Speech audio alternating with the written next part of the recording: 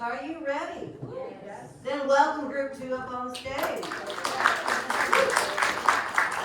Thank you, everybody. Good evening. My name is Katrina Tyler, and my group members, Renee Daniel, Mina Turner, and Chelsea Hollins. and for our senior capstone project, we decided to create a digital communication initiative for the Friends of the River Rouge Animal Shelter. Through this project, we upheld their mission statement, which is giving a voice to the voiceless. So a little bit more about the shelter. It is a small volunteer-based shelter dedicated to providing safe and compassionate care for stray, abandoned, and neglected animals in the River Rouge area. They have very limited staff and resources, and they mainly rely on outdated and manual processes to run the shelter to the best of their ability. Prior to our project, their main form of digital communication and their only form of digital communication was using Facebook.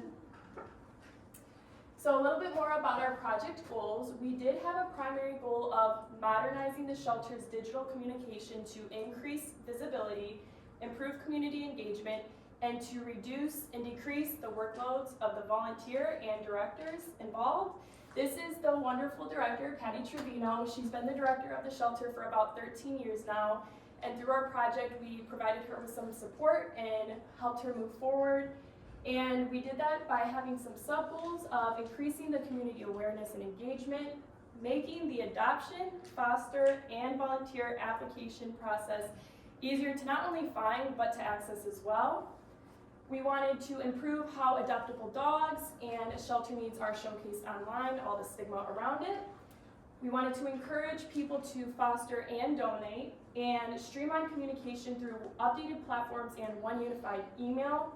And most importantly, we wanted to provide an easy, long-term tool for the staff members and the volunteers to be able to use. And to achieve all of these goals, bear with me, I know this is a lot. We followed a pretty strict schedule this semester, and luckily we had Patty's full trust in all of our judgments, so we had a lot of creative leeway throughout the project, but of course we kept her updated. And our specific timeline included of planning and setting up, talking with Patty, seeing what they needed help with at the shelter. Katerina made a new Gmail because that was one of the issues. She no longer had access to her old email. And we also decided that we'd launch a new Instagram account. Then week 3 consisted of some research, going through our theories of comm, looking at other examples of form usage and best practices. Week 4, strategy. We collect photos, bios, and we drafted some content and created the actual forms. And then weeks 5 through 6, we set up the platforms, the Instagram, made sure everything was accessible across all kinds of devices. And then week 7 and 8 was content creation, actually posting onto the Instagram. We posted for National Animal Shelter Appreciation Week, and we visited the shelter. Katerina and I had the opportunity to talk with Patty in person and get some live shots of the animals. Week 9, maintenance and report work. We started the paper. I kept up with the Instagram. I would take photos and videos from the Facebook and download them to my own phone, put them on the Instagram, copy the caption over, kind of tweak some things here and there. Then weeks 10 through 11, toolkit development from Chelsea, and the report finalization. And then week 12, finishing touches, and we sent the deliverables to Patty, and now we're here presenting to you guys.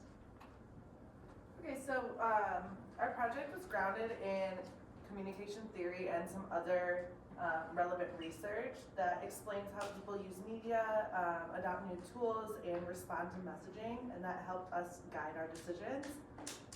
Uses and gratifications theory was one of those that we looked at, which states that people use media to fulfill their needs, such as like information, communication, emotional engagement, and that strong response to there's a strong response to storytelling and action steps.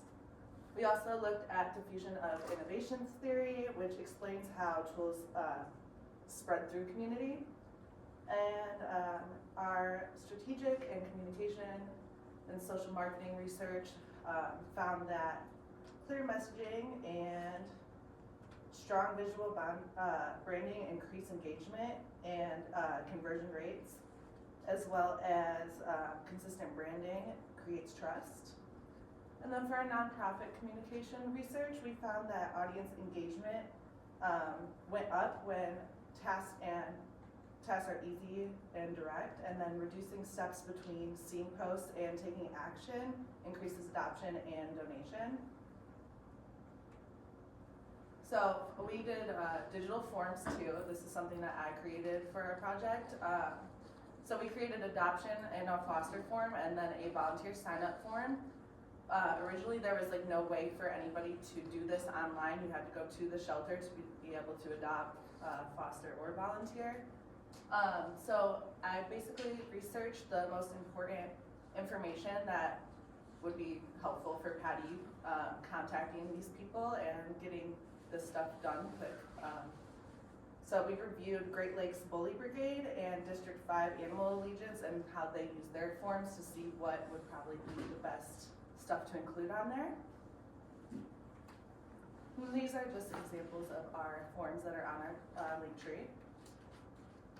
And then I also created our link tree, which like serves as our like streamlined, user-friendly landing page for people that want to find out more information about the shelter.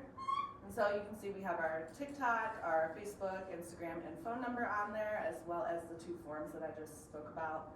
And we also included our Amazon wish list so people can be able to donate, and the apparel order form so you guys can get t-shirts if you'd like to help support the shelter. Okay, so again, before we came aboard, the shelter did not have any sort of digital communication outside of Facebook, so we did create an Instagram page.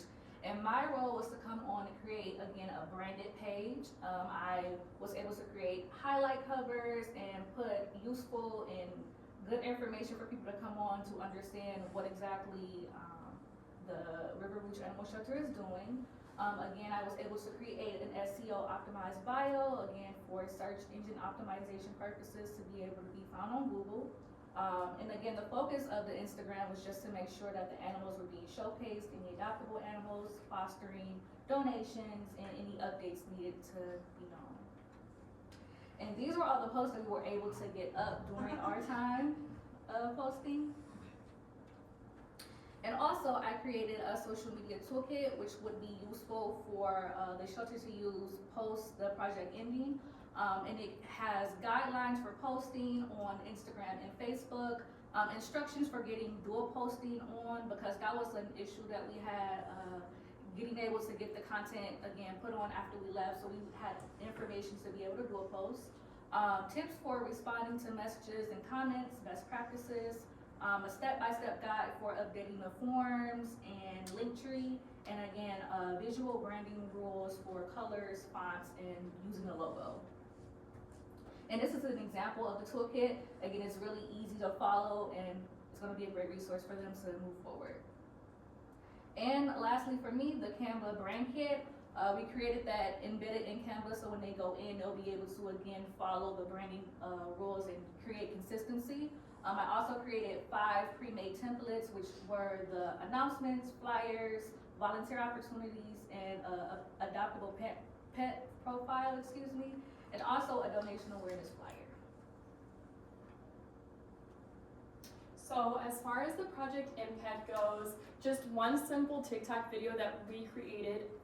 We did have a TikTok prior, but we posted the video across all of the platforms and it gained over 11,000 views. And it even helped one shelter guest, her name was Opal, find her forever home. So just by posting one simple video on social media, it gained traction, and now she's in a home and out of the shelter. And our help actually brought Patty to tears. She was just so thankful for everything that we did. And these are quotes I pulled from our messages with her today. She unfortunately couldn't make it, but she said, "What you guys have done for the shelter is amazing, and I'm sitting here crying now to think of all the goodness coming from this." So it just means so much to all of us that we were able to help something so small, even though it's also so big at the same time. It just means so, so much. Okay, so a takeaway for me, a personal takeaway with someone who has goals of one day being like a director of marketing or social media communications, Also being the project manager, the internal communication, that was a really big one for me. I was able to see what my strengths and weaknesses are. So again, that was a big takeaway for me to be able to one day be in a role like that. And then I was just thinking that we should try to all hopefully get out and support something small in our community. I was telling Kat, because she was already a volunteer there, that hopefully once I do graduate that I can keep up and go to the shelter because I don't live that far. I'd love to help Patty and make an even bigger impact in the community. Yeah, and just speaking, so the whole reason we chose this organization was because I was a volunteer there. I've been volunteering there for the last year and a half, so it does help the dogs and myself mentally as well. But I can see, we all can see how much this project has already made a huge difference in impact and will continue to make a huge difference in impact in the future. Not only for the animals exposure, because it's the power of social media in order to get these dogs adopted, but raise more awareness for the little shelter that could. It's a very small shelter, not many staff members and volunteers, so we all really try to do our best, and at the end of the day, it's all about helping the animals. And we do have, Yes, so I do have these t-shirts, so if you're interested. yeah, don't feel pressured, but these are the shelter t-shirts. We are asking for $20, and then we also have QR codes up here as well if you're interested in buying a shirt. All the proceeds do go to the shelter directly. Or if you just want to donate. Yeah, any donation helps, and then and it's also getting closer to the colder weather, so more animals will be coming in. Definitely. And then we also have a QR code if you guys are wanting to help join us in helping the little shelter that could, and follow the Instagram that we created. So Thank you guys. yes, thank you so much.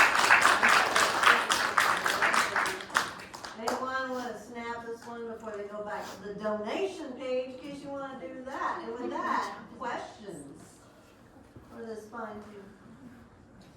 Let me know when I can move to the other one. Did you get to play with the dogs?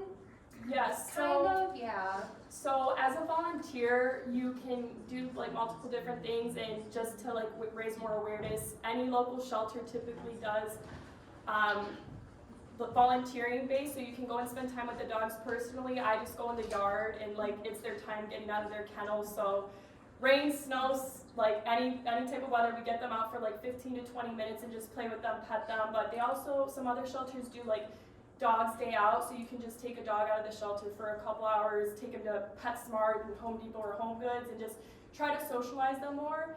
And then some other shelters do like a doggy sleepover, which you can take them to your house, have them spend the night. So if you're not able to commit to fostering or adopting, just getting them out of the shelter is a huge help. So Patty does, however, like to keep things pretty organized, and she is strict just because she's learned so much throughout her career, 13 years plus, because she originally was just a volunteer. And unfortunately, the person who, I don't even want to say director, but he was very inhumane, and that just brought her to tears telling us about that. She said they were in deplorable condition, so she doesn't want any dog having to be, or animal having to be put down if anything happens, like an accident, because she did tell us, unfortunately, she's had her fair share of that as well. So they normally just have volunteers walk the dogs, or like Katarina said, spend some time with the ones that are friendly. yeah, I suggest if anyone's able to, it's a great thing for you mentally, and you're doing something good. So yeah. Any other questions? All right.